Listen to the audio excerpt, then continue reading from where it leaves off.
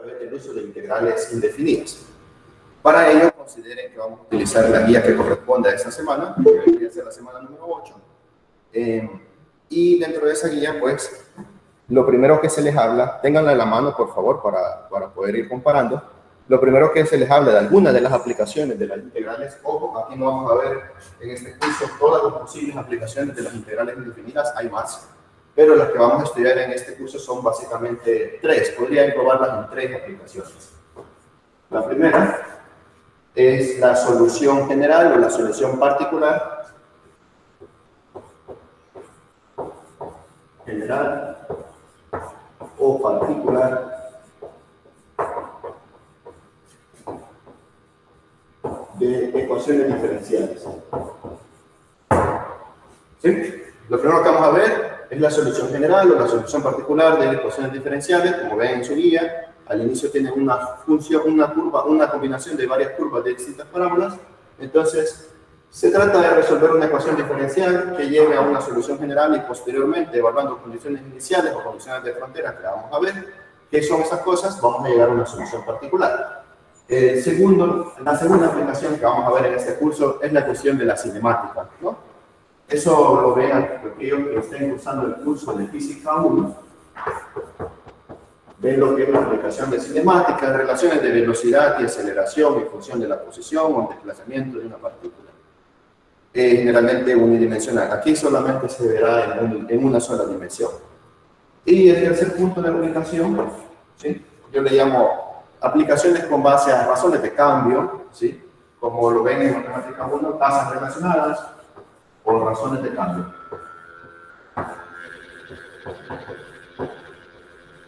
Este tipo de problemas los encuentran propuestos en su discusión cuando le dicen la variación del volumen con respecto al tiempo lleva tal curva o tal función, tal regla de asignación. Entonces, estas son las 3 aplicaciones que vamos a estudiar en el curso de Matemática 2. Hay más aplicaciones, muchas más aplicaciones que van a ver en materias más avanzadas. Por mencionar algunas, a través de integrales se puede calcular, por ejemplo, la fuerza hidrostática que actúa sobre una placa circular o una placa rectangular sumergida sobre algún fluido. Se puede calcular el trabajo también.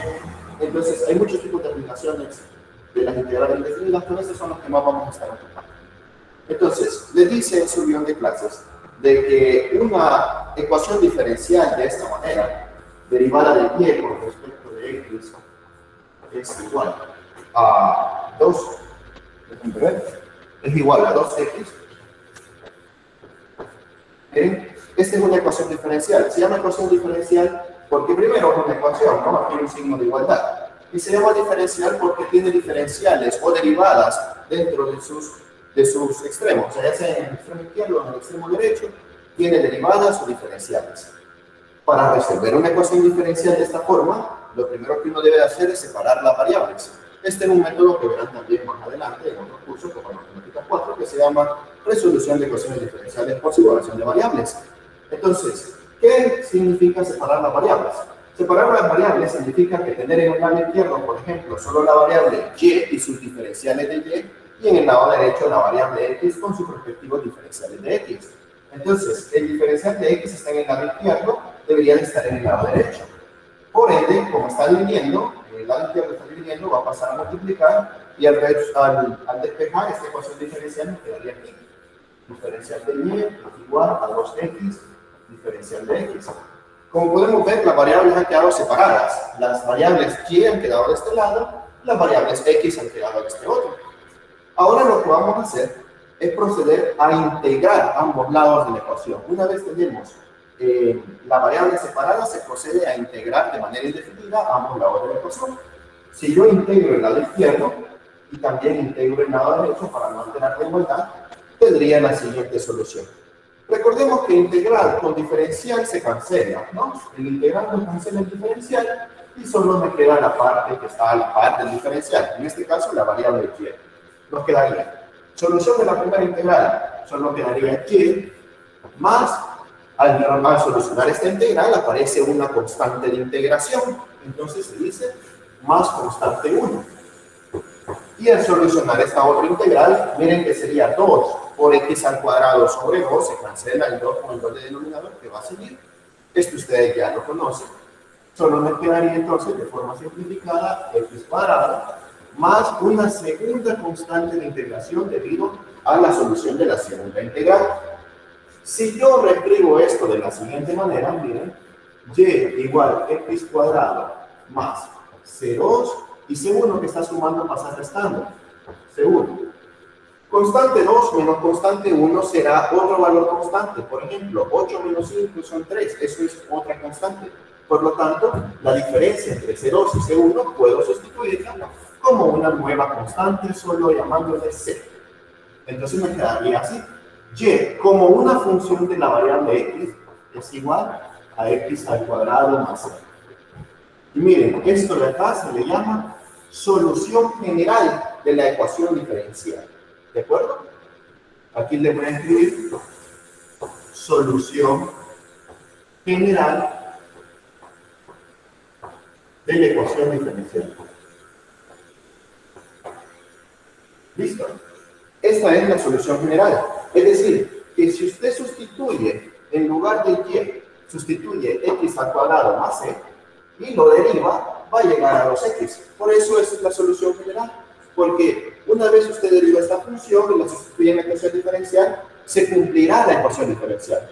¿Y por qué se le llama general? Bueno, se le llama general debido a esa constante c. Ya que esa constante c puede tomar múltiples valores. Dependiendo de los valores que tome, así sería la gráfica de esa función. Por ejemplo, recuerden que por desplazamiento de funciones, y igual a x cuadrado es así. La gráfica de y igual a x cuadrado en el plano coordinado de x, y es una parábola abierta hacia arriba con vértice en el origen. Entonces, por desplazamiento de funciones, al dar de valores a c, la parábola sube o baja dependiendo si es positiva o negativa respectivamente. Por ejemplo, esta parábola de acá, esta solo sería y igual a x cuadrado. Esta parábola de acá, digamos que pasa por el número 1, sería y igual a x cuadrado más 1. Y en la parábola que pasa más abajo, tal vez por acá, por el número y menos 2, tendría la forma y igual a x cuadrado menos 2. Entonces, miren, esta es la solución general que define a la familia de parábolas que tienen el vértice sobre el eje de la y, ya sea que pasen por el origen, en la parte positiva del eje y o en la parte negativa del eje y, dependiendo de los valores que toma c. Entonces, al tomar un valor en particular, cuando se toma un valor en particular, se da una curva en particular. Y al darse una curva en particular, lo que se obtiene es una solución particular de la ecuación diferencial. Entonces, si esta es la solución general y yo quisiera una solución particular, esa solución particular debe cumplir con cierta condición. Y ahí en su guión de clase les dice que esa condición se escribe más o menos así. Y evaluado en algo igual a otra cosa. En este caso ya les digo cuál sería la condición que les da su guión de clases. Le dice que es una parábola que pasa por el punto 1, menos 2. Entonces, cuando dice que pasa por el punto 1, menos 2, recuerden que el primer valor es para x y el segundo valor es para y. Entonces, esto se escribe así, miren. Y evaluado en x igual a 1, porque esta es una función y que depende de x. Entonces, x lo cambio por 1. Cuando yo evalúe y en menos 1, o sea, cuando yo evalúe y en x igual a menos 1, el resultado de y debería de ser menos 2. Entonces, esto se llama condición inicial o condición de frontera, dependiendo de cuántas hay. Cuando hay solo uno, se le puede llamar inicial o de frontera. Entonces, a mí me gusta esto cuando lo vean así, a mí me gusta escribirlo mejor así. Que x valga 1 y que y valga 2. Así es más claro.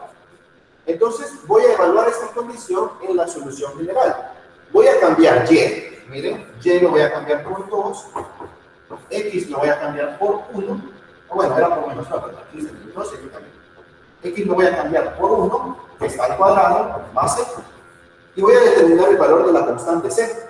Entonces me quedaría menos 2, 1 al cuadrado es positivo, y pasa a restar menos 1, igual c. Entonces el valor de c es igual a menos 3. Ahora voy a sustituir este valor de c en la solución general. Si sustituyo ese valor, yo tendría la función y igual a x al cuadrado menos 3. Y esta que está acá, que es donde se toma un valor en particular, se le llama solución particular de la ecuación diferencial. Entonces, esto es lo primero que se ve en su guión de clase. ¿Está claro la diferencia entre una solución general y una solución particular? Sí, Sí, ingeniero. Muy bien. Vamos a resolver un problema, pero mire, podríamos resolver uno de los que está en su clase, por supuesto que sí, el ejercicio que les dice derivada de y con respecto a x igual 3x cuadrado menos 1, encontrar su solución general y encontrar su solución particular a partir de la siguiente condición, y en 2 igual menos 4, igual 4. Podríamos hacer ese, o pues les tengo otros ejercicios propuestos que les van a servir para resolver este sin problemas. Además, aquí ya está resuelto. Así que les vamos a resolver otro tipo de problemas. Les voy a presentar la pantalla un momento. Y tómenle captura. A esos problemas tómenle captura para que puedan verlos.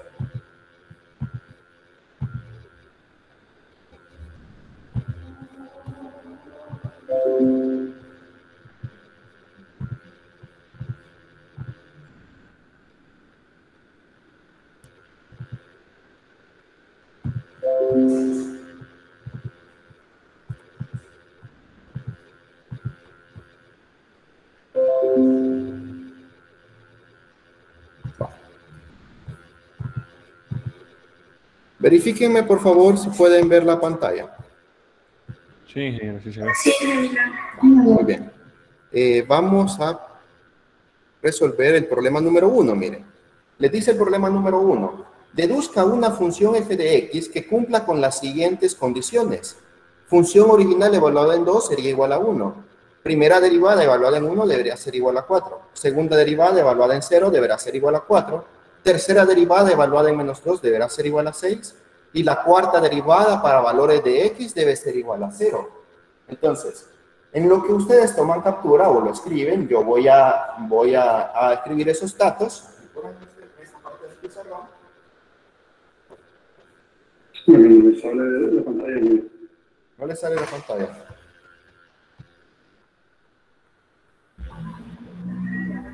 no se niega, ingeniero. Esta criatura. Borroso. ¿Están seguros? A mí me sale que estoy compartiendo en todas las salas. Sí, A sí se usted lo ve. estoy viendo. Solo hay que ver que no esté fijado su pantalla. Creo que han fijado su cámara, tendrían que desfijarla para que les aparezca. Ah, ok. Aquí ya sí lo ven todos, ¿verdad? Problemas de aplicación integrales indefinidas. Eso sí lo ven todos, ¿no? Sí, León, ¿no? porque tienen que ponerla, o sea, tienen que, ¿cómo se llama? Bueno, tomen captura también del problema 2 de una vez, ¿de acuerdo? Voy a empezar a poner estos datos. F en 2, no sé si me ayudan dictándomelos. F en 2 igual a 1. ¿Cuál sería la siguiente condición que da? Primera derivada de cuánto igual a cuánto. Primera derivada de 1 igual a 4. La siguiente, segunda derivada. De 0 igual a 4. Ok, tercera derivada. De menos 2 igual a 6. Y la última es cuarta derivada en x igual 0, ¿no? Correcto. Muy bien. Voy a quitar en estos momentos la pantalla para que puedan ver el pizarrón.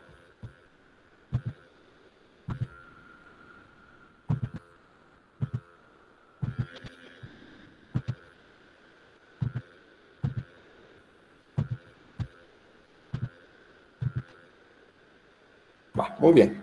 Ahora sí ya pueden ver el pizarrón nuevamente, ¿no?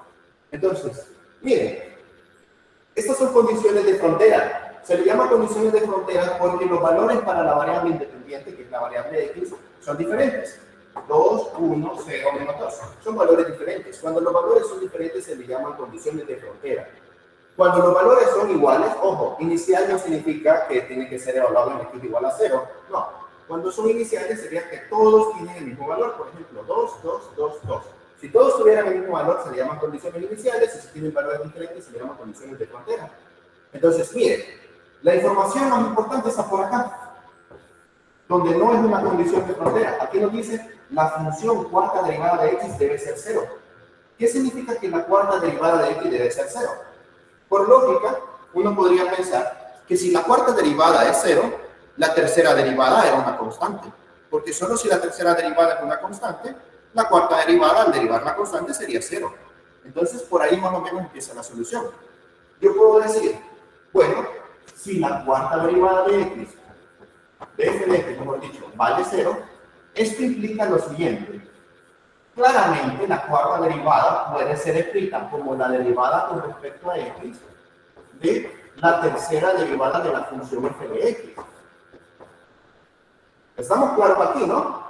La función f de x, la tercera derivada, la derivo una vez más y llegaría a la cuarta derivada. ¿Está clara esta parte de aquí?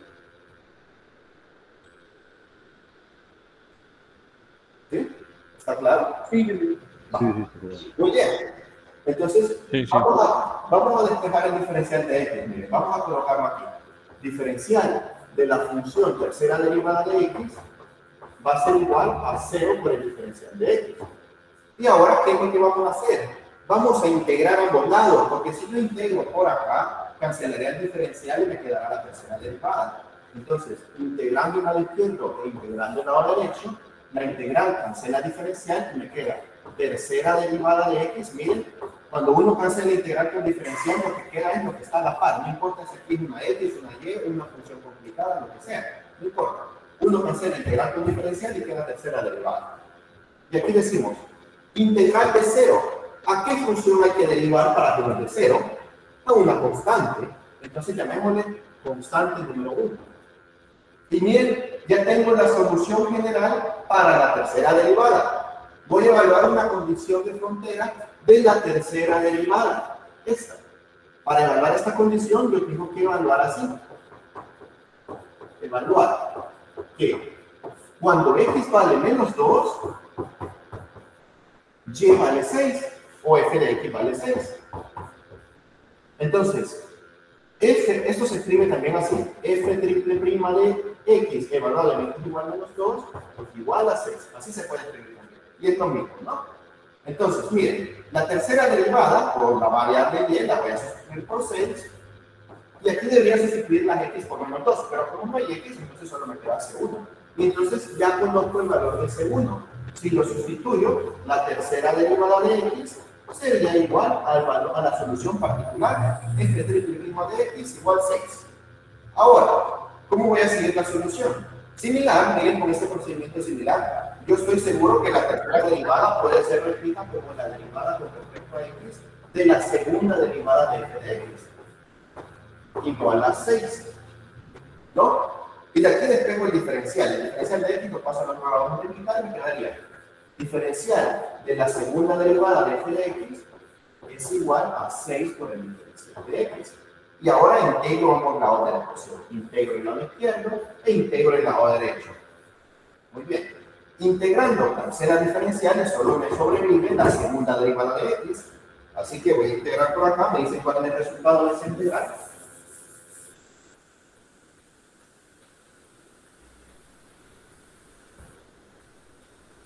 ¿6x más 6x más qué? más C2. Más C2, ¿no? Segunda derivada de x sería igual a 6x más C sub 2, más constante 2 de integración.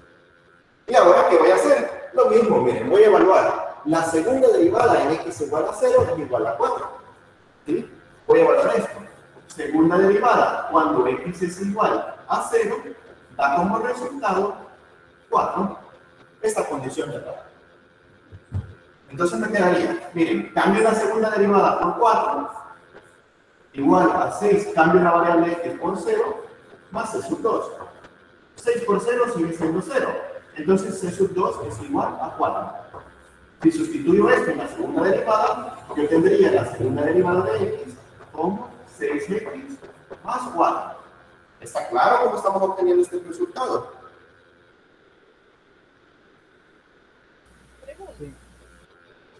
¿Sí? ¿Está claro?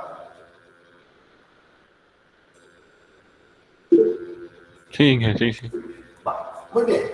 Si ya entendimos la lógica de cómo escribirlo el diferencial con respecto a x de la derivada anterior, ya podemos ir un poco más rápido y decir, bueno, esta es la segunda derivada. Por lógica, la primera derivada de f debería ser igual a la integral de su segunda derivada. En otras palabras, de 6x más 4 diferencial de x.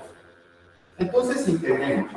La derivada de x sería, de f de x sería integral de 6x de forma simplificada, ¿no? Sería 6x al cuadrado sobre 2, y esto nos daría 3x al cuadrado más 4x más constante 3 de evaluación, de integración. Y ahora, pregunta, ¿qué voy a evaluar? F' en x igual a cuánto, igual a qué resultado. ¿Llegan ustedes?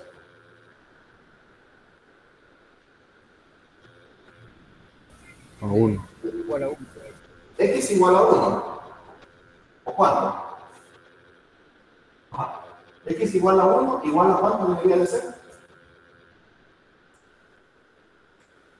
¿Cuál sería el resultado de 4.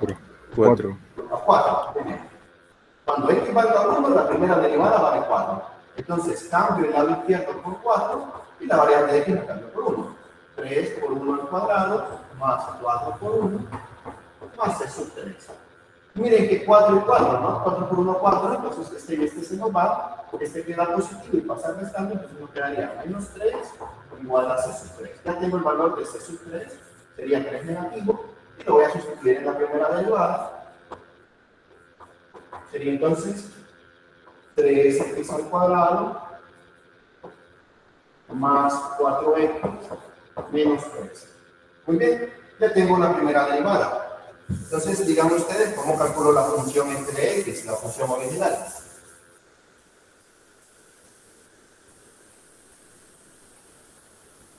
Derivando la f'. ¿Cómo? Integrando. Integrando ese resultado, muy bien.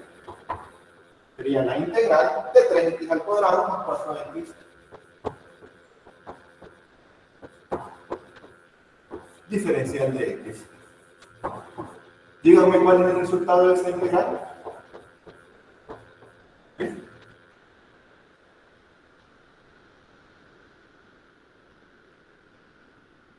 X al cubo X al cubo más 2x al cuadrado más 2x al cuadrado menos 3x más c sub 4. Muy bien. Y lo mismo, ¿no? Vamos a evaluar la última condición para la función original. La función original en 2 es igual a 1. Entonces voy a cambiar x por 2 y f de x lo voy a cambiar por 1. Es lo mismo decir f de x, no decir y, no importa. Entonces nos quedaría 1 en el lado izquierdo igual 2 al cuadrado más 2 al cubo más 2 por 2 al cuadrado menos 3 por 2 más eso al cuadrado. Esto quedaría 2 al cubo, 8, más 2 por 2 al cuadrado y 2 al cubo, 8, menos 6, más eso, 4. 1 es igual, 8 y 8, 16, menos 6 son 10, más eso, 4. Entonces eso 4 vale 1 menos 10, menos 9. Por lo tanto, la función f de x que cumple con las condiciones mostradas tiene la forma x al cubo más 12x al cuadrado menos 3x menos 9. Y eso sería la respuesta a su problema. ¿Está clara la solución? Sí. Muy bien. Entonces, ¿cómo están ustedes?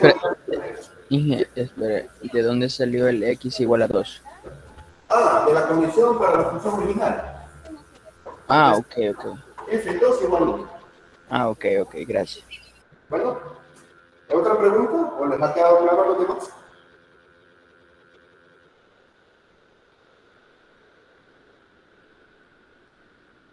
Bueno, voy a asumir que está claro. Y vamos a continuar con la solución. Bueno, con la solución no, sino con otro problema. Vamos a continuar con... voy a hacerlo por acá.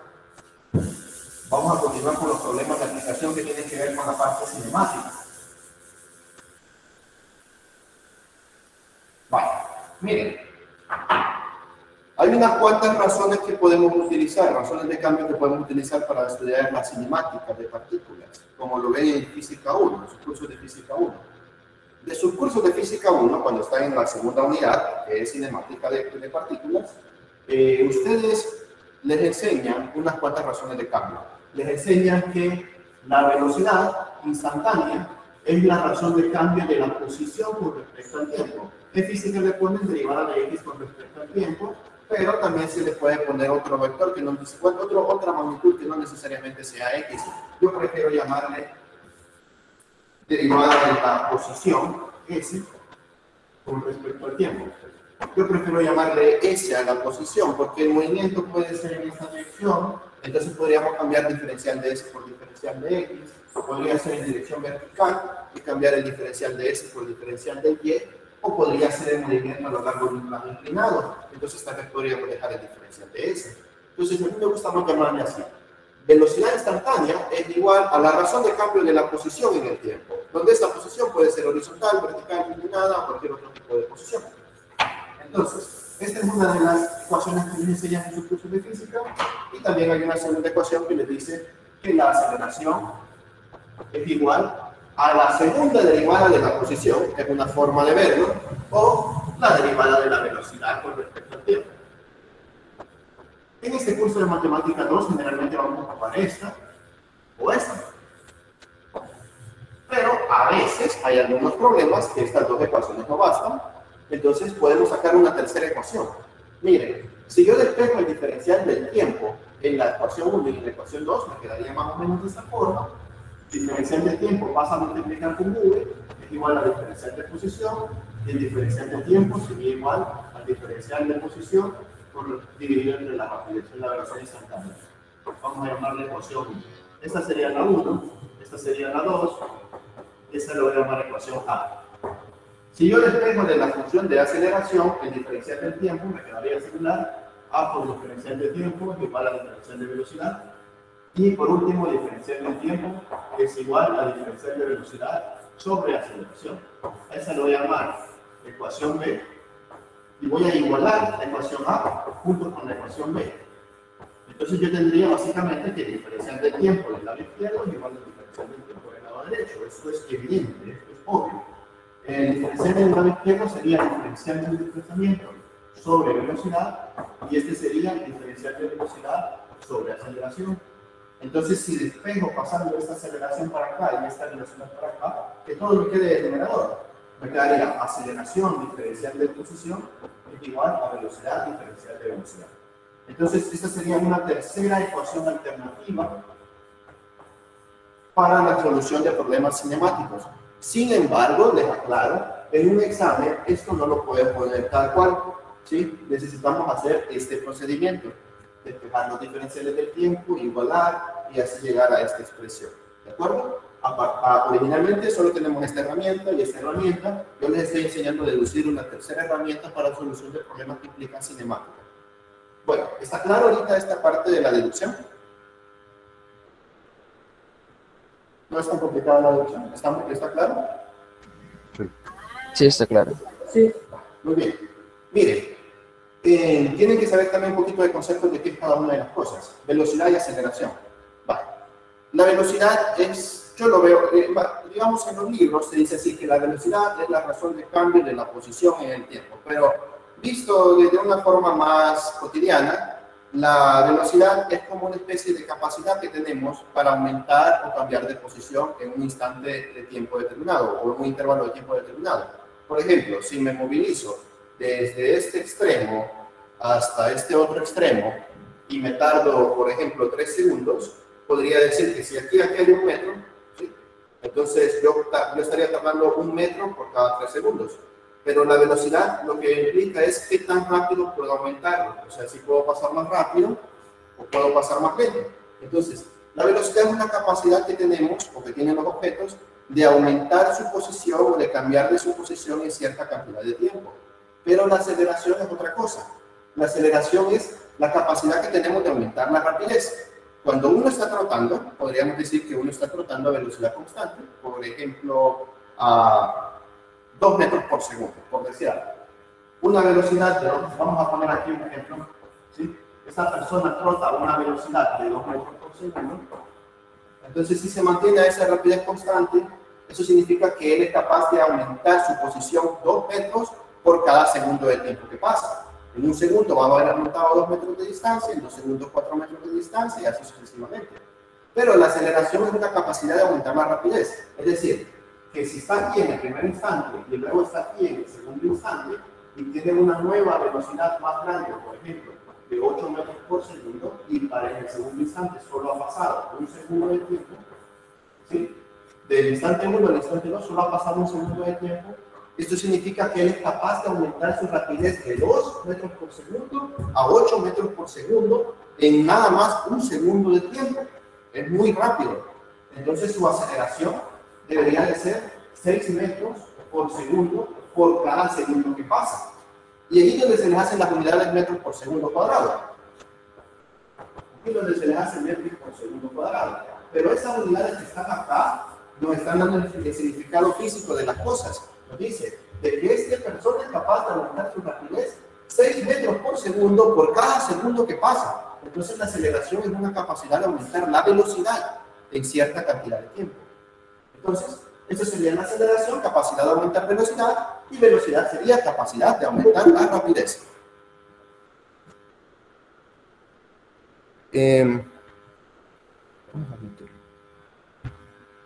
Vale. Muy bien. Entonces, esos son los conceptos de velocidad y aceleración. Ahora vamos a resolver un problema. Recuerdan de que les proyecté la pantalla, ¿no? ¿Tomaron captura del problema que les dije? El problema 2. Si no, se la vuelvo a proyectar. Ustedes díganme. ¿Sí tomaron captura? Vale, miren, ese problema 2 es parecido a lo que ustedes tienen en la guía. Siempre vamos a hacer unos cuantos diferentes para que ustedes puedan hacerlo de la guía de su clase, que ya están resueltos. En la guía de su clase les dice que la aceleración es igual a menos g. O sea, menos 32 pies por segundo cuadrado. Esta es la aceleración gravitatoria en el sistema inglés. Pero es constante. Esa ecuación lo va a conducir a las mismas ecuaciones que ustedes deducen en física para movimiento en caída libre o en ascenso vertical. Entonces, en ese problema le dan otra función de aceleración. Les dice el problema más o menos que hay un bote, ¿sí? Más o menos algo así. Vaya, aquí está el lago, aquí está el fondo del lago. Voy a ponerle aquí este piso. Entonces, aquí viene una canoa o un bote, y de esa canoa o ese bote se deja caer una pelota, una bola, por convención. ¿Sí? Se deja caer esa bola de tal manera que les dice así, una bola se deja caer de un bote que navega sobre un lago, de manera que esta golpea la superficie del lago con una rapidez inicial de 20 pies por segundo. Miren, por lógica, ¿no? Va cayendo para abajo, no va cayendo para arriba, entonces la velocidad inicial debería de ser para abajo. Y velocidad inicial, miren, velocidad inicial la vamos a poner como v sub 0, ya vamos a después poner una condición inicial, 20 pies por segundo. Luego nos dice que de manera que esta golpea la superficie. Mientras desciende dentro del lago, la bola experimenta una aceleración de la forma 10 menos v. ¿Eso qué quiere decir? Vaya, este es el primer instante de análisis. Voy a poner un análisis intermedio. Debido a que está en contacto con el agua y con las fuerzas viscosas del fluido, no va a acelerarse en la misma razón en la que se acelera con la aceleración gravitatoria, sino que se acelera con una función de aceleración igual a 10 menos v. Esta es la aceleración que va a tener durante todo su descenso, ¿de acuerdo? Y la velocidad va a ir cambiando debido a esa función de aceleración. Y nos dice que en esa función, pues, la aceleración se expresa en pies por segundo cuadrados y la velocidad en pies por segundo. O sea que todo está en pies por segundo. Luego nos dice, se sabe que la bola tarda el logaritmo natural de 5 segundos en alcanzar el fondo del lago. Ah, muy bien. Entonces, en el instante 1, podemos decir que es cuando el tiempo vale 0, ¿de acuerdo? O sea, se empieza a contar desde este momento, desde que golpea la superficie del lago, y cuando llega al fondo, sería el instante 2, cuando llega al fondo, el tiempo en ese segundo instante debería de ser igual al logaritmo natural de 5 segundos. ¿Sí? Empieza acá, pasa un tiempo de logaritmo natural de 5 segundos y llega finalmente al fondo del agua. Entonces nos pregunta, literal A, sabiendo esa información, determine la rapidez de la bola justo un instante antes de que golpee o que impacte con el fondo del lago. Entonces ellos me están preguntando por la velocidad en el instante número 2 que corresponde a la velocidad evaluada en un tiempo igual al logaritmo natural de 5 segundos. ¿Sí? La velocidad en el instante 2 debería ser la velocidad cuando el tiempo es igual a esta cantidad. También nos dice de que literal B determina la profundidad del lago. Entonces, que determine esto, ¿no? Llamemos ya esa profundidad H. Muy bien. Ese es el fenómeno físico. ¿Está claro ahorita el planteamiento? ¿Hasta este momento está claro el planteamiento? ¿O hay alguna pregunta? ¿Logaritmo de qué dijo que era? Perdón. Logaritmo natural de 5 segundos. Yo tengo una duda respecto a cómo fue que pasó la aceleración de que 10 menos U. 10 menos V. Ah, era el ejercicio. El ejercicio nos dice de que cuando la bola está en descenso dentro del lago, experimenta una aceleración de la forma 10 menos V. O sea, no tanto el problema. Ah, vaya, gracias. Sí, solamente eso. Bueno, entonces nos dice de que cuando pasa ese tiempo alcanza esa condición, ¿no? Vaya, vamos a poner un nivel de referencia, ¿sí? Para empezar a medir cantidades positivas y las cantidades negativas. Miren, el movimiento es descendente vertical hacia abajo. La velocidad inicial es hacia abajo, la aceleración es hacia abajo, la velocidad final es hacia abajo. Esto no se puede mover para arriba. La aceleración no puede ir para arriba tampoco, porque esto va bajando, ¿de acuerdo? Entonces, voy a poner el siguiente nivel de referencia. A partir de este punto de la condición inicial, voy a medir hacia abajo el eje de las Y, indicando que esta es la condición positiva para este problema, no para toda la vida, solo para este problema. Entonces, esto es t igual 0, velocidad inicial 20 pies por segundo. Esto escrito de otra forma es así.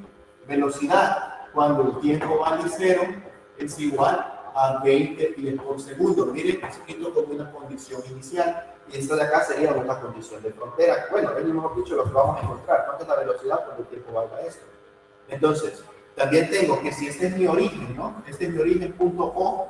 Lo voy a poner por acá, punto O, este es mi origen. Quiere decir de que Y, la coordenada Y en t igual 0 es igual a 0 porque estoy en el origen.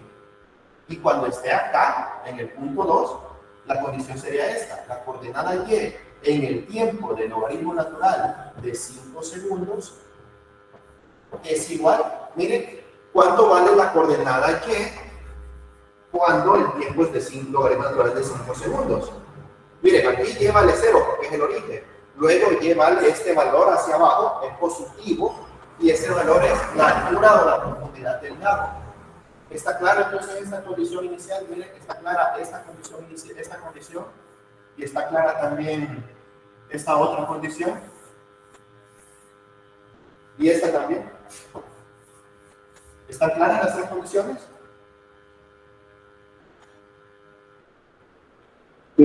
Va, muy bien.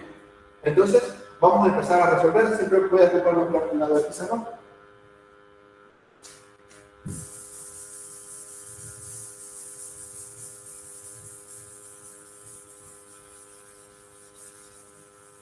Miren, vamos a plantear primero esto. Primero, notemos algo. La aceleración dice que es igual a 10 menos 1. ¿Sí? 10 menos 1. Esto significa que en este problema la aceleración es una función de la velocidad. La aceleración depende de los valores que toman la velocidad. ¿De acuerdo? Entonces, ocupando esto, ¿a qué es igual la aceleración? Nosotros dijimos de que la aceleración era la derivada de la velocidad en el tiempo, la razón de cambio de la velocidad en el tiempo, derivada de la velocidad con respecto al tiempo. Y esto es igual a 10 menos v. Y miren, esta es una ecuación diferencial, como la escribimos al principio, que se resuelve a través del cambio de separación de variables. Entonces, ¿qué voy a hacer? Voy a pasar el diferencial del tiempo a multiplicar acá, que me quede así, diferencial de velocidad es igual a 10 menos v por diferencial del tiempo. Y ahora voy a separar variables. Aquí no están separadas, hay v y t, y aquí hay solo v. Entonces, todo este factor que multiplica pasará dividiendo por acá, y me quedaría así. Integral del diferencial de velocidad sobre 10, bueno, primero no voy a integrar todavía, voy a hacer lo último. Pasando a dividir, tendría diferencial de velocidad sobre 10 menos v es igual al diferencial del tiempo. Miren, ahí las variables quedaron separadas. las v, las velocidades en el lado izquierdo y el tiempo en el lado derecho. Ahora sí voy a proceder a integrar ambos lados de la ecuación. Integro el lado izquierdo e integro el lado derecho. ¿Cómo resolvemos la integral del lado izquierdo, señores? ¿Es parecida a la de sus exámenes?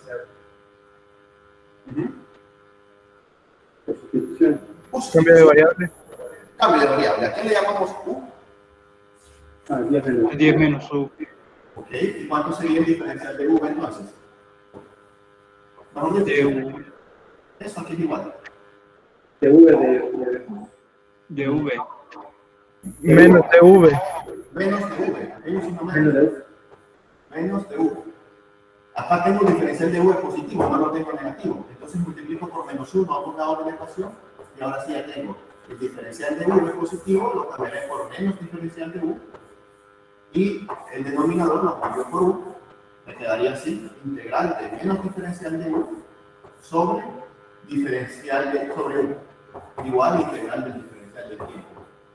Resultado de esta integral, el lado izquierdo, ¿es igual? Menos el logaritmo natural de u. Menos logaritmo natural de u igual, este cancela con este y nos queda este. Recuerda que dijimos, salió una constante 1 para acá y una constante 2 por acá, ¿no? Y luego esta pasaba a restar para allá y se hacía una sola constante. Entonces, cuando ustedes traigan estos problemas de separación de variables, no se compliquen, simplemente integran el lado izquierdo, integran el lado derecho y aquí, más C. ¿De acuerdo? Le voy a llamar C sub 1. Vamos a volver a la variable original, por supuesto, no nos vamos a quedar en cómo se llama en la variable u, sino que tenemos que regresar a la variable original. Entonces nos quedaría así, menos logaritmo natural de 10 menos v es igual al t más c sub 1. Para no trabajar con menos en esta parte de aquí, voy a multiplicar por menos 1 en ambos lados de la ecuación, que me quede mejor. Logaritmo natural de 10 menos v es igual a menos t menos c sub 1. Pero menos c sub 1, ¿sí? O sea, una constante 1 multiplicada por menos 1 debería de ser otra constante. Pongámosle constante 2. Muy bien. Entonces nos quedaría la ecuación de esta forma. Logaritmo natural de 10 menos v es igual a menos t más c sub 2. Muy bien. Ahora voy a tratar de despejar a la velocidad de esta ecuación. ¿Por qué voy a despejar la velocidad? Porque recuerden que me están preguntando la velocidad antes de que impacte con el fondo del lago. O sea, la velocidad cuando el tiempo vale logaritmo natural de 5 segundos. Voy a despejar de aquí la función de velocidad. Entonces, lo voy a hacer de este lado de la ecuación. Voy a dejar aquí en medio los datos del problema.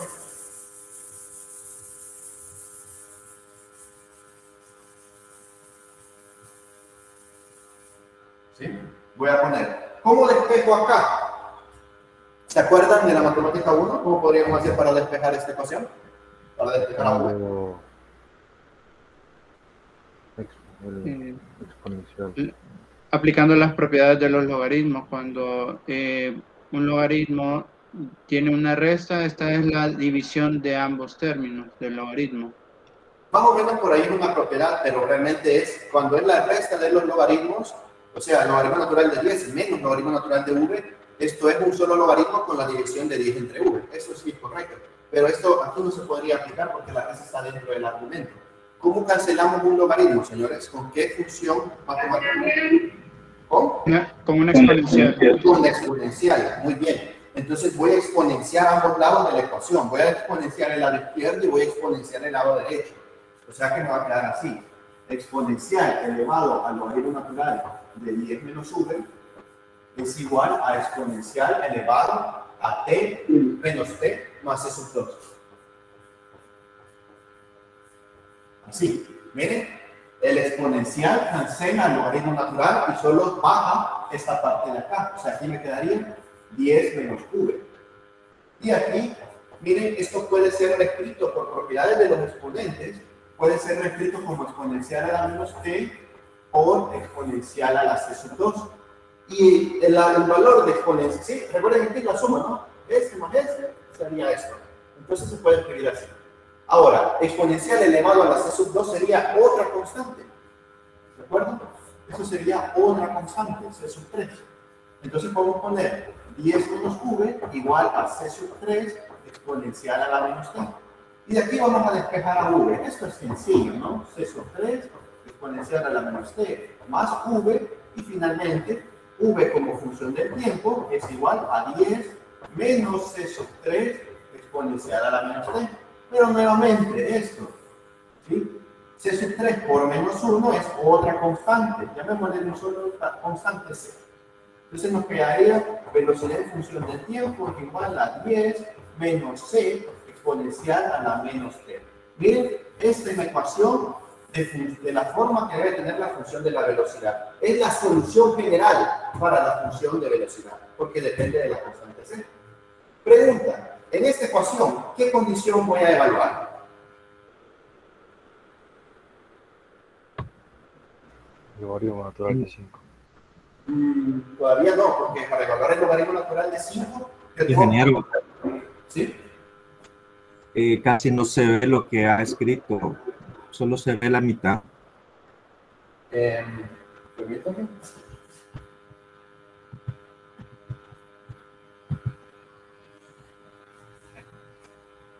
Todos ven solo la mitad. Aquí en la pantalla me sale que se ve completo. O sea, se ha estado viendo como borroso, como mal, ingeniero. Se ve menos el lado izquierdo que el derecho. Voy a tratar de trabajar entonces mejor un poco más pegado al lado derecho. Pero vamos a ver. ¿Ahí? ¿Ven mejor? Ahí se ve bien, ahí se ve bien. Va, muy bien. Gracias. Se ve bien los dos costados, ¿no? El lado derecho y el lado izquierdo. ¿Sí? Este lado se ve también bien, ¿verdad? Sí, sí, se ve, se ve. Va. Entonces, pregunta, ¿qué condición? Tienen 4 condiciones acá, miren 1, 2, 3, 4. ¿Cuál vamos a evaluar? Cuando el tiempo vale 0, la velocidad es igual a 20. Correcto, necesita evaluar una condición que tenga los dos valores. Cuando el tiempo vale 0, la velocidad es de 20 pies por segundo. Entonces, cambio la velocidad por 20 igual a 10 menos c. Perdón, aquí he dicho que iba a ser más c, ¿no? Porque todo eso, como dice, sería una sola constante. Entonces, más c exponencial a la menos t, y el tiempo vale 0. Entonces, exponencial elevado a la 0 sería número 1, todo número elevado a la 0 es 1. Entonces, eso me quedaría 20 igual a 10 más c por 1, sigue siendo c, y despejo para c, ¿no? 20 menos 10, 10. Y miren, aquí ya tengo el valor de la constante c que cumple con esta condición inicial. Ahora tendría velocidad en función del tiempo es igual a 10 más 10 veces exponencial a la menos t. Y esta es la solución particular de la función de velocidad. Ahora, para determinar la rapidez antes de que impacte con el fondo del lago, ¿cuánto debería de cambiar por el tiempo? Voy a borrar aquí. ¿Y me dicen? En el segundo instante de la figura, ¿cuánto vale el tiempo? Logaritmo natural de 5 segundos. Muy bien. Velocidad del tiempo, miren, antes de evaluar lo voy a escribir así, voy a quitar este exponente negativo. Voy a poner 10 más 10 es exponencial elevado a tiempo, y ahora sí, la velocidad en el segundo instante es igual a la función de velocidad evaluada cuando el tiempo vale logaritmo natural de 5. Es decir, 10 más 10 sobre exponencial a la logaritmo natural de 5. Este con este se cancela. Y solo me quedaría 10 más 10 sobre 5. 10 entre 5 son 2. Por lo tanto, la rapidez en el segundo instante serían 10 más 2. 12 unidades de la rapidez, 10 por segundo. Eso sería la respuesta literal A. Y miren que debe tener sentido, señores. Esto debe tener sentido. Miren, la bola ingresa al lago con una rapidez inicial de 20 pies por segundo y termina en el fondo con una rapidez final de 12 pies por segundo. Se redujo la velocidad. Pues claro, se tuvo que reducir, ¿no? Hay agua aquí, hay un fluido que se está oponiendo al movimiento de esto. Por lo tanto, se reduce, pasa de 20 a 12. ¿Está claro? Entonces, la solución del literal A. Sí, está claro. Va, muy bien. Ahora vamos a encontrar el literal b. Para encontrar el literal b, recuerden que yo tengo que evaluar la coordenada y en logaritmo natural de 5 segundos. Entonces, si yo a partir de esta función, velocidad en función del tiempo es igual a 10 más 10 exponencial a la menos t, yo puedo escribir que esto es la razón de cambio de la posición vertical para este ejercicio derivada del 10 con respecto al tiempo. O sea, 10 más 10 exponencial a la menos t. Y separo variables, ¿no? Acá en el lado derecho tengo tiempo, en el lado izquierdo tengo y. Entonces quedaría así. Diferencial de y es igual a 10 más 10 exponencial a la menos t por el diferencial del tiempo. E integro ambos lados de la ecuación. Integro por acá, este con este se va y solo me queda y igual. Resultado de esa integral, señores, ¿cómo quedaría la primera parte?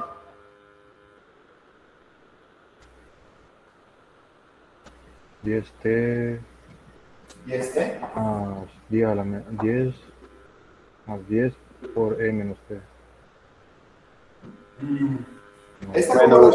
Menos 10. Menos 10, sí. Menos 10 exponencial a la menos t más constante de integración número 4. Porque vamos 3, 4, 5 más o menos. Entonces, ojo, esta integral se resuelve por cambio de variable. No les he dejado aquí cómo se resuelve porque ya ustedes conocen muy bien eso, ¿no? U igual menos t, de u igual a menos de t, y ahí despejamos y queda al final exponencial a la menos t dividido entre menos 1. Por eso este signo pasa de ser más a menos. Pero ustedes lo pueden hacer aparte por cambio de variable y llegarían a esto. Entonces, miren, tenemos y igual a toda esa función en términos de t. Esta es una función de posición vertical en función del tiempo.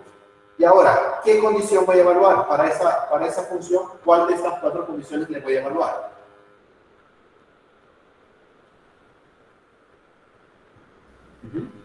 Logaritmo natural de 5. No, cuando el logaritmo natural de 5 tengo que meter h, entonces ¿cuánto vale h? Porque con el tiempo tengo que la altura máxima. Ajá, exacto. Con este tiempo yo puedo tener la altura máxima o la profundidad, pero no puedo evaluarlo porque tendría que sustituir tiempo por logaritmo natural de 5 y y lo sustituyo por h. Entonces no voy a poder encontrar a C sub 4.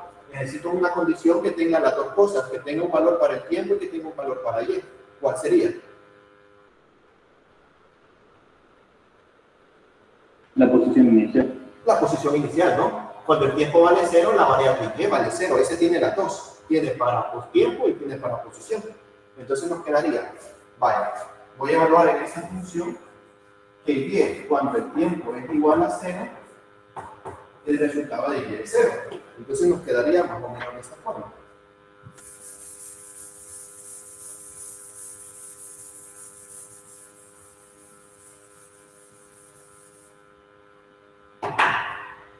Cero es igual a 10 por 0 menos 10 exponencial a la menos 0 más C sub 4. Miren, este por 0 sigue siendo 0, este por 0 sigue siendo 1, exponencial a la 0 sigue siendo 1, nos quedaría 0 igual a menos 10 más C sub 4, entonces C sub 4 es igual a 10. Muy bien.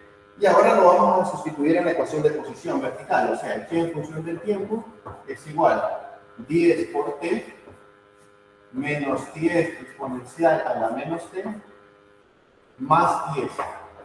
Ahí cambia el valor de C sub 4. Ahora, ¿cómo calculo la profundidad del lago? ¿En qué valor del tiempo debo evaluar al y? Ajá. El logaritmo igual a 5. Ahora sí. Ahora sí.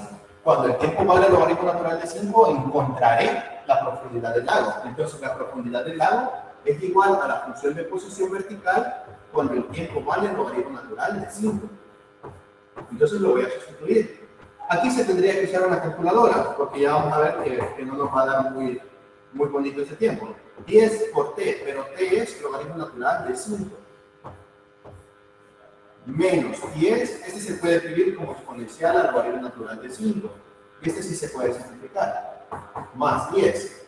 Entonces les quedaría h es igual a 10 logaritmo natural de 5 menos 10 sobre 5 serían 2 más 10 y esto quedaría h igual a 10 logaritmo natural de 5 más J. Si no tienen calculadora, pues se deja hasta aquí.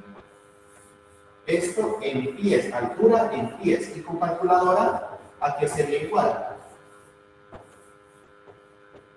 Ayúdenme ahí, los que lo tengan. 10 por lo largo de 5 más 8, ¿cuánto da?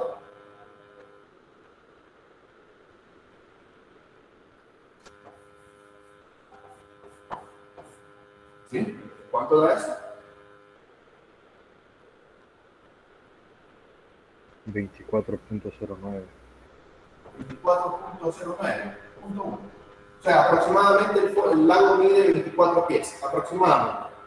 Esa sería la respuesta literal B. ¿Está clara la solución de este ejercicio?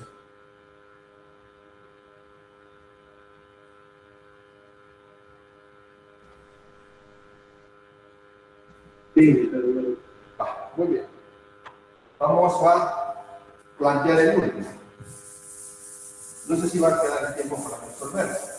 Pero ya llevamos uno de solución general y solución particular, que era lo de estar separando variables y derivando, un problema de aplicación de la parte cinemática, las relaciones de velocidad, aceleración y posición, y quería resolverles el tercer problema que tenga que ver con cualquier otro tipo de problema, no necesariamente familias de funciones o aplicaciones de la cinemática.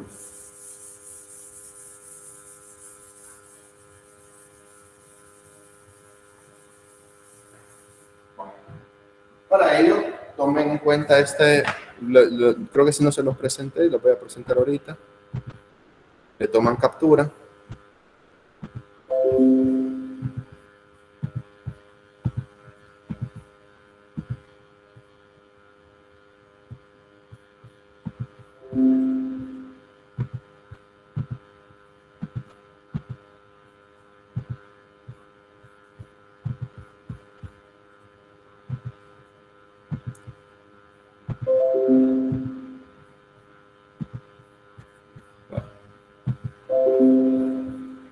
Es este problema.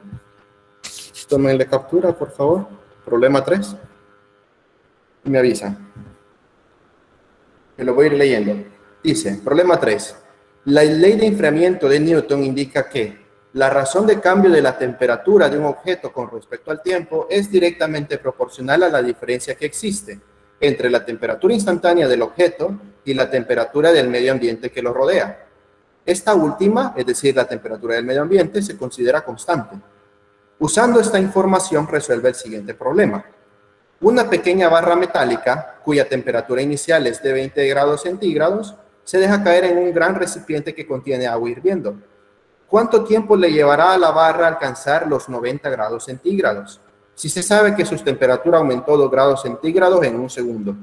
Vale. ¿Ya tomaron captura para poder volver al pizarrón? Sí, ya. Va, muy bien.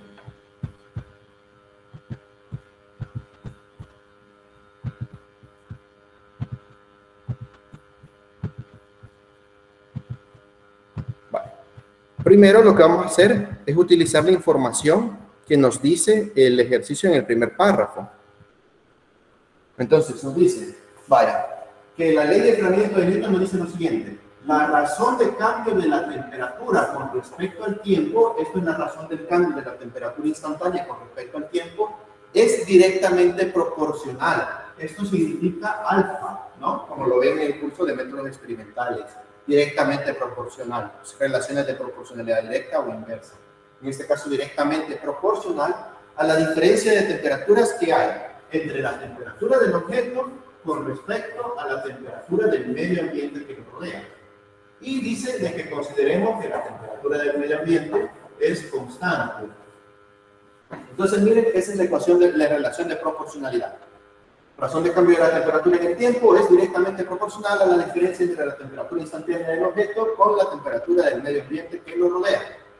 Según lo que ustedes han tenido en el curso de métodos experimentales, esto se puede reescribir como una igualdad al agregar una constante de proporcionalidad. Es decir, cambio el alfa, lo cambio por igualdad, si agrego una constante de proporcionalidad acá que multiplique a t menos t sub n. Muy bien, hay que resolver esa ecuación diferencial. Vamos a separar variables. El diferencial de temperatura será dividido entre la temperatura menos la temperatura del medio ambiente es igual a K por el diferencial del tiempo. Y ahora vamos a integrar ambos lados. Integro el lado izquierdo, integro el lado derecho. ¿Cuál es el resultado? Bueno, primero, ¿cómo se resuelve la integral del lado izquierdo?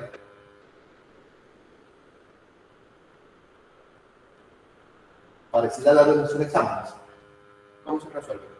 Como cambio de variable. Con cambio de variable, ¿no? Es temperatura menos una constante. Y van a llegar, por cambio de variable, van a llegar al logaritmo natural de temperatura instantánea menos temperatura del viento. ¿Y la segunda? ¿Cuál es el resultado de la segunda integral?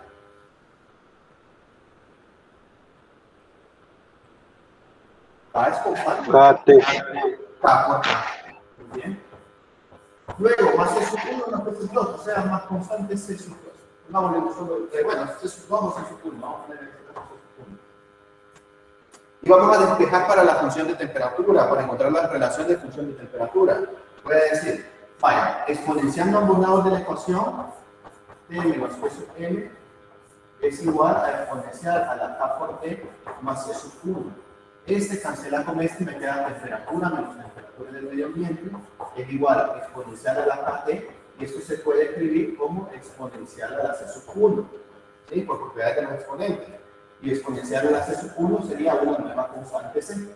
Por lo tanto, la temperatura en función del tiempo es igual a C exponencial a la K por T más temperatura del medio ambiente. Miren, aquí he encontrado una relación para la temperatura instantánea en función de las constantes C y K. Temperatura del medio ambiente la vamos a conocer. Vale. Hoy leamos el problema. El problema nos dice que una barra metálica para temperatura inicial de 20 grados centígrados, o sea, que la temperatura cuando el tiempo era 0, inicialmente la barra tenía una temperatura de 20 grados centígrados. Luego nos dice, se deja caer en un recipiente que contiene agua hirviendo. El medio ambiente que lo rodea es agua hirviendo. ¿Cuál es la temperatura del agua hirviendo? ¿Alguien la conoce?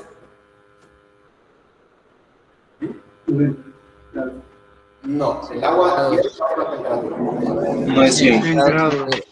100 grados. Así.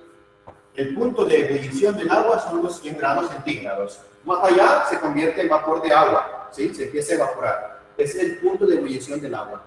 Esa es la temperatura del medio ambiente que lo rodea. Pregunta, ¿cuánto tiempo le tomará alcanzar los 90 grados centígrados? Esa no es una condición de frontera, esa es una pregunta. La pregunta es, ¿cuánto tiempo le tomará para que la temperatura en ese momento sea de 90 grados centígrados? Y luego nos dice, si se sabe que su temperatura aumentó 2 grados centígrados en un segundo. Entonces, cuando ha transcurrido un segundo, ¿cuánto es su temperatura, señores? El ejercicio dice, se sabe que después de un segundo aumentó 2 grados centígrados. ¿Cuál sería su temperatura? 22 grados centígrados. 22, ¿no? Cuidado aquí que aquí hay un error grave que le ponen igual a 2 grados centígrados. Y no es así. Dice que después de un segundo aumenta. Comenzó con 20, aumentó 2 grados más, entonces llegó a 22 grados centígrados. Muy bien. Miren, esta condición nos permitiría calcular una constante y esta condición calcular la otra constante. Yo puedo escribir temperatura en función del tiempo es igual a C exponencial a la K por T más temperatura del medio. Y temperatura del medio son 100 grados centígrados. Entonces, puedo evaluar en esta condición, en esta función puedo evaluar la siguiente condición. La temperatura cuando el tiempo es igual a 0 es la temperatura inicial que corresponde a 20 grados centígrados. Entonces, cambio el lado izquierdo por 20, C exponencial a la K por 0 más 100. Miren, este de acá se me hace 1, ¿no? K por 0 sería 0, exponencial a la 0 sería 1. Entonces me quedaría 20 igual a C más 100. Y de aquí despego, el valor de C sería menos 80 grados centígrados. ¿Está claro cómo determinamos el valor de C? ¿Sí? Miren, aquí ahora quedaría temperatura en función del tiempo igual a menos 80 exponencial a la K por T más 100. Ya calculamos el valor de K. ¿Está claro? ¿Podría explicarlo de nuevo, ingeniero? ¿Cómo? Voy a explicar de nuevo cómo sacó 80. O menos 80 grados. Ok. Estoy evaluando, miren, tengo esta función, ¿no? Esta función lo único que le he sustituido es la temperatura del medio ambiente que rodea, que es agua hirviendo. Entonces, voy a evaluar esta condición de acá. Voy a evaluar que cuando el tiempo sea 0, la temperatura será 20 grados centígrados. Entonces es lo que estoy poniendo aquí que voy a evaluar. La temperatura serían 20 grados centígrados y el tiempo sería 0. 0 por K sería 0 y exponencial a la 0 sería 1. Entonces me queda 20 es igual a C por 1C más 100. Y este 100 que está sumando pasa restando. 20 menos 100 da menos 80. ¿Está claro entonces ahora cómo saqué el valor de C?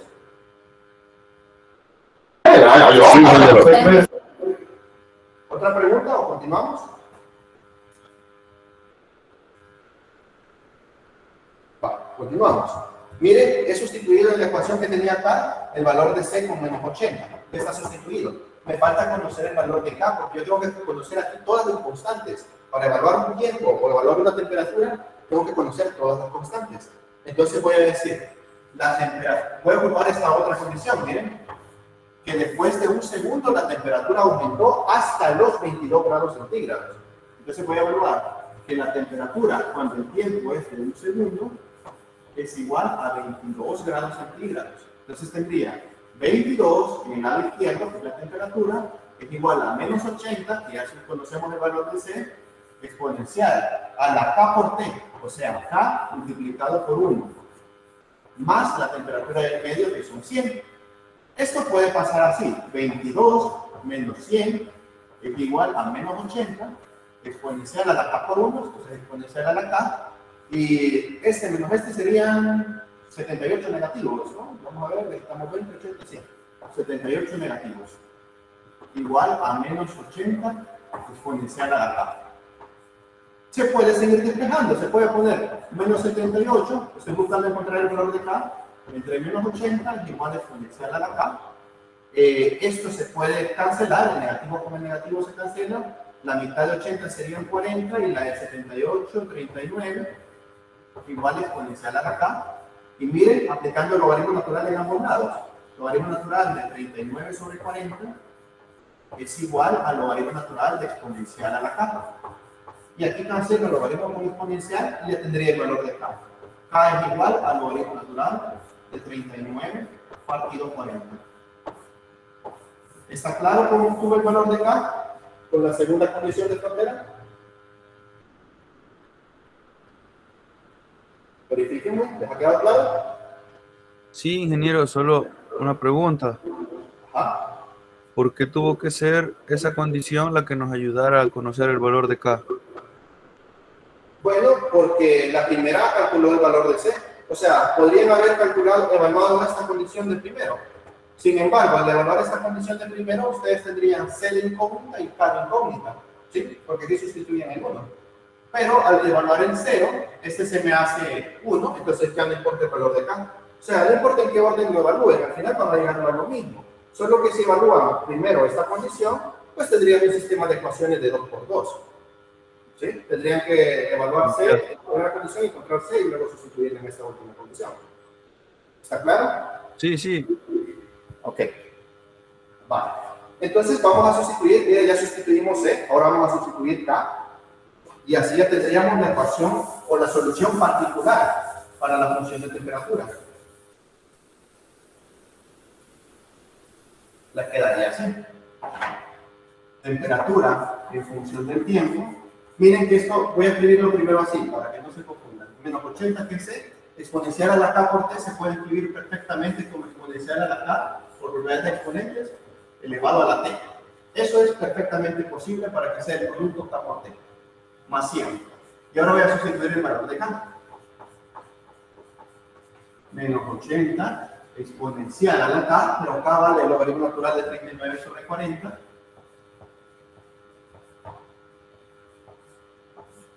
Y todo esto está elevado a la T.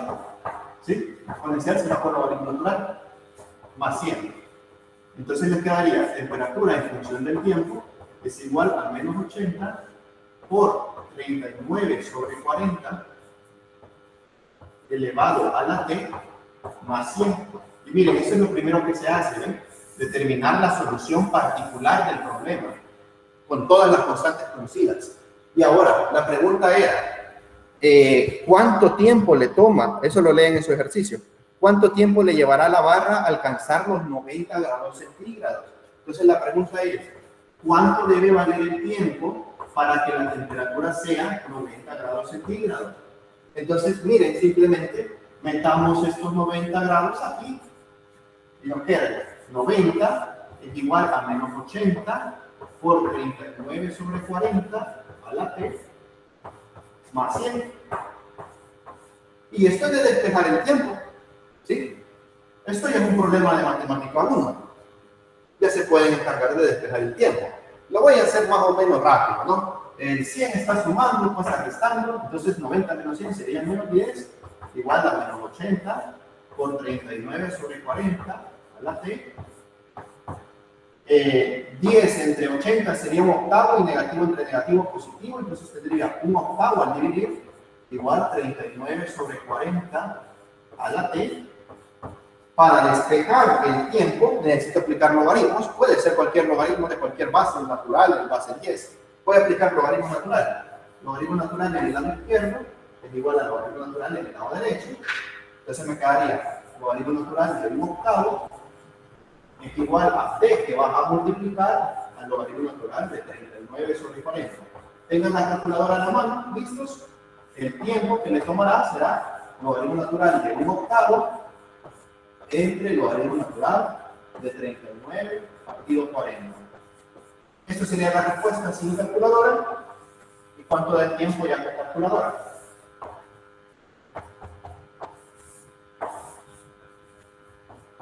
¿Ah? ¿Cuánto es esto?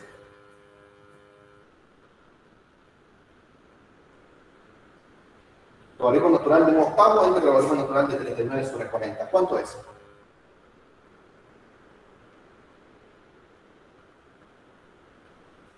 ¿Sí? ¿Cuánto es? Debe ser el que se rápido en eso. ¿Cuánto da esto? Esto ya solo es para usar la calculadora.